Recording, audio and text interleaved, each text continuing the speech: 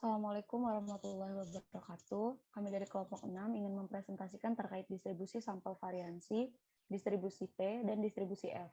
Adapun anggota kelompok kami yaitu Agus Saiko, Melanie Putri Sulistiawani, Natasha Adelia, Naomi Putri Simarmata, Safira Nazat Auri, dan Yulia Stefani.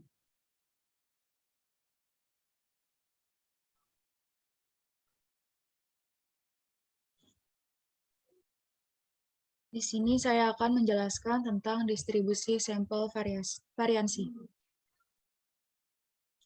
Secara harfiah, sampel variansi menyatakan suatu sampel acak yang dinyatakan dalam notasi N. Jika S kuadrat adalah variansi dari sebuah sampel random berukuran N yang diambil dari sebuah populasi normal dengan variansi populasi, maka ukuran statistik dari X kuadrat adalah N dikurang 1 dikali S kuadrat dibagi dengan variansi populasi, di mana nilai X kuadrat ini ternyata berdistribusi mengikuti hampiran chi-squared dengan derajat kebebasan P sama dengan N dikurang 1 atau ukuran sampelnya dikurang 1. Peluang suatu sampel acak menghasilkan nilai X kuadrat lebih besar dari suatu nilai tertentu dengan luas di bawah kurva di sebelah kanan nilai tersebut. Karena distribusi X kuadrat tidak simetris, maka luas sebelah kanan dan kiri bisa berbeda kecuali dinyatakan lain. Bisa dilihat dari grafiknya. Grafiknya berbeda dengan grafik distribusi normal, yaitu simetris.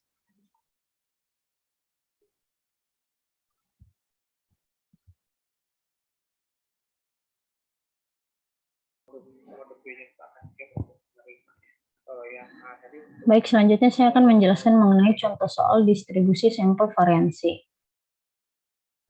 Sebuah baterai yang biasa dipakai mainan mobil-mobilan, pabrik baterai tersebut menjamin akan tahan selama 3 tahun dengan simpangan baku 1 tahun. Bila terdapat 5 baterai dengan ketahanan 1,9 tahun, 2,4 tahun, 3,5 tahun, 4 tahun, dan 3 tahun, apakah pabrik tersebut masih yakin bahwa simpangan bakunya 1 tahun? Asumsikan umur baterai memenuhi distribusi normal dan gunakan tingkat keyakinan 95%. Maka solusinya yaitu pertama mencari rata-ratanya dulu, di mana semuanya 1,9 ditambah 2,4 ditambah 3,5 ditambah 4 ditambah 3 lalu dibagi jumlah sampelnya yaitu 5, maka dihasilkan rata-ratanya yaitu 3. Selanjutnya mencari S kuadrat yaitu 1,9 dikurang 3 lalu dikuadratkan ditambah 2,4 dikurang 3 lalu dikuadratkan ditambah 3,5 dikurang 3 lalu dikuadratkan ditambah 4 dikurang 3 lalu dikuadratkan ditambah 3 dikurang 3 lalu dikuadratkan, maka dihasilkan 0,815. Selanjutnya mencari X kuadrat yaitu sampel dikurang 1 dikali S kuadrat dibagi variansi populasi. Maka didapatkan yaitu 4 dikali 0,815 dibagi 1 dihasilkan 3,26. Selanjutnya mencari V-nya yaitu sampel dikurang 1 yaitu 5 kurang 1 sama dengan 4. Maka dengan keyakinan X kuadrat 0,975,4 dihasilkan 0,848. Lalu dengan keyakinan X kuadrat 0,025,4 dihasilkan 11,143.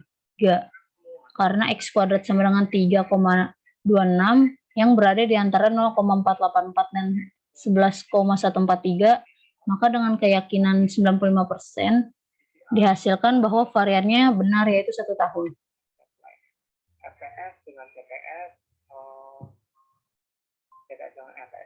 Baik, selanjutnya akan dilanjutkan oleh saya yaitu distribusi T. Distribusi T merupakan distribusi sampling yang digunakan untuk penguji statistik dengan kondisi ukuran sampel yang relatif kecil, yang diterapkan pada statistik inferensia ketika nilai varians dari suatu populasi tidak diketahui. Distribusi ini dapat dipakai dalam estimasi statistik sampel kecil, sampel kurang lebih 30. Pengujian hipotesis yang menggunakan distribusi T sebagai uji statistik adalah tabel T-student. Distribusi T pertama kali diterbitkan pada tahun 1908 dalam suatu makalah oleh W.S. Gosset. Dan untuk formula distribusi T, yaitu jika standar deviasi dari populasi diketahui, maka T0 sama dengan X bar dikurang mu0 per X bar, atau T0 sama dengan X bar dikurang mu0 per tau per akar N. Jika standar deviasi tidak diketahui, dengan menggunakan asumsi bahwa sampel yang digunakan memiliki distribusi standar normal, di mana nilai rata sama dengan 0 dan nilai varian sama dengan 1, yaitu T0 sama dengan X bar dikurang mu0 per S bar, X bar, atau T0 sama dengan X bar dikurang mu0 per S per akar N. Lanjut.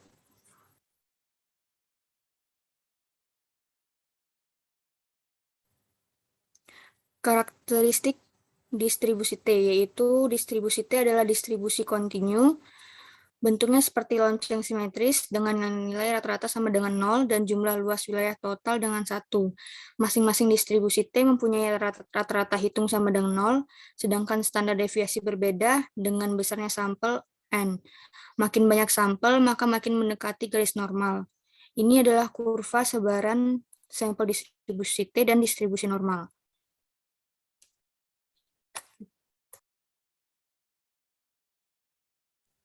Lanjut, contoh tabel distribusi T.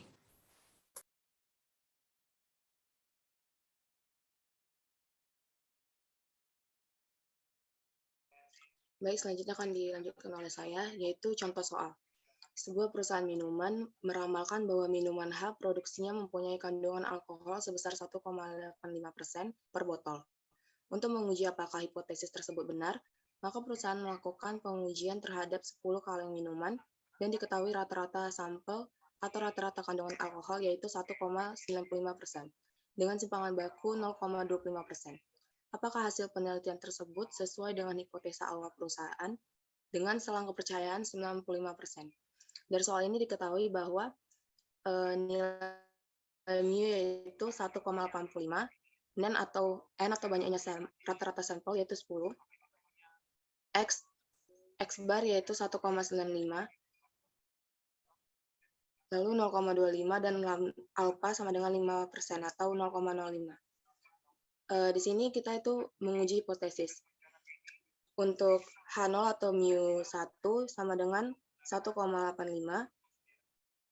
Karena ada kata sebesar, maka di sini gunakan itu kata sama dengan. Jadi, tidak menggunakan lebih atau kurang dari. Sehingga HA sama dengan tidak sama dengan 1,85. Kemudian,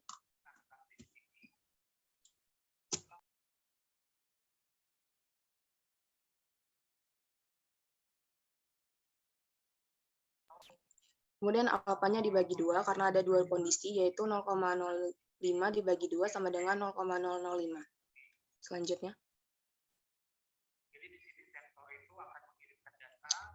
Kemudian untuk mencari V sama dengan N dikurang 1. Sama dengan 10 dikurang 1, yaitu 9. Lalu mencari T totalnya untuk alpha, V-nya sama dengan 0,005,9. Hasilnya ini dapat dilihat pada tabel distribusinya, yaitu kurang lebih 2,2662. Kemudian untuk T0-nya sama dengan X dikurang mu per S per akar N. Rumus yang digunakan yaitu standar deviasi dari populasi tidak diketahui. Sehingga 1,95 dikurang 1,85 per 0,25 per akar N. Dan dihasilkan yaitu 1,265. Karena T hitung sama dengan 1,265, berada dalam selang T kurang dari min 2,62 kurang dari 2,262, maka hipotesis tersebut benar.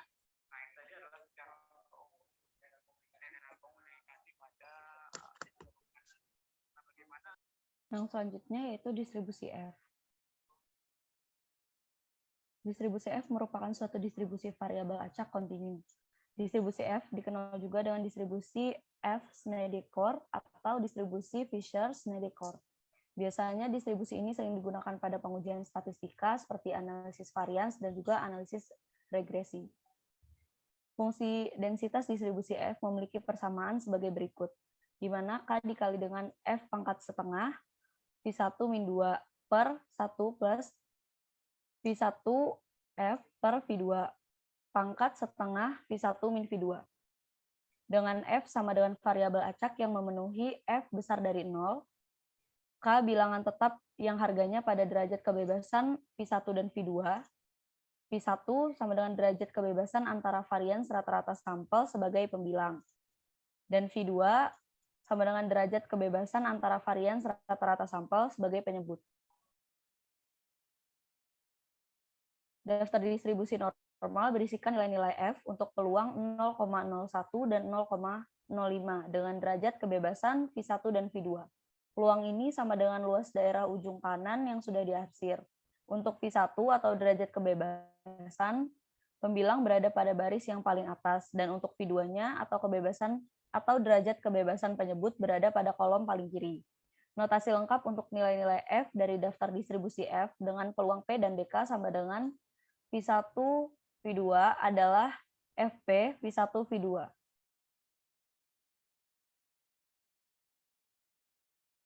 Baik, selanjutnya ini mengenai contoh soal dari distribusi F. Nah, sebelum ke contoh soal, biar kita lebih memahami tentang contoh soalnya, kita balik lagi ke grafik tadi.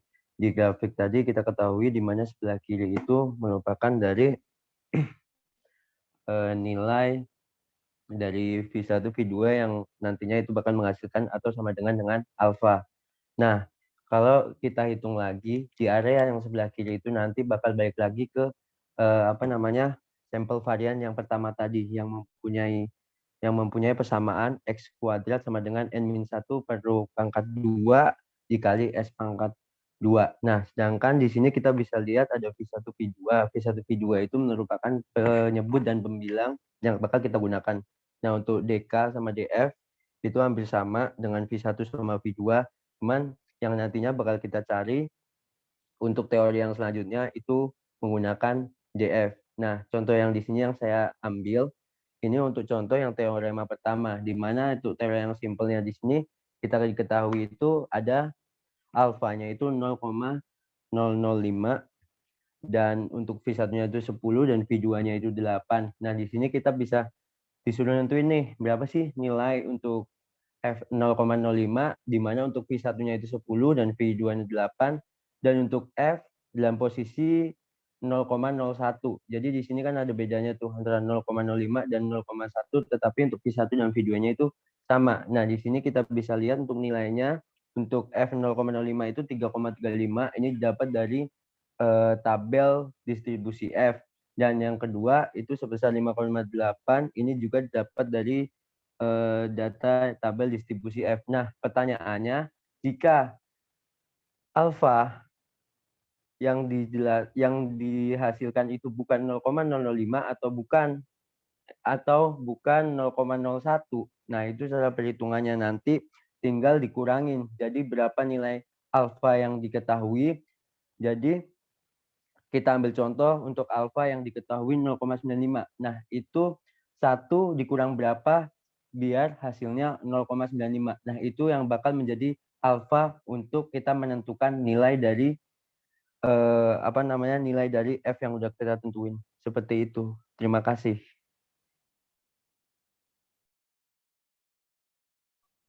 Baik, sekian presentasi dari kelompok 6. Saya tutup. Wassalamualaikum warahmatullahi wabarakatuh.